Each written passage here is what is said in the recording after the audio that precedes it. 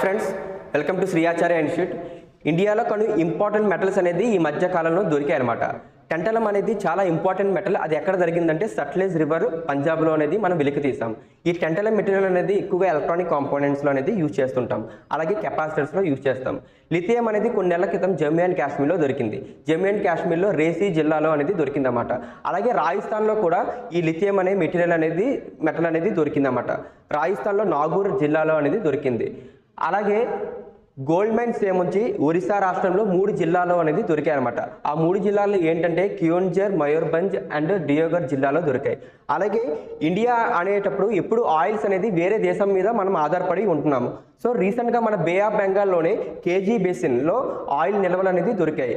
So దీనివల్ల oil అనేది ఇండియాలోనే ప్రొడక్ట్ చేసుకోవచ్చు అన్నమాట.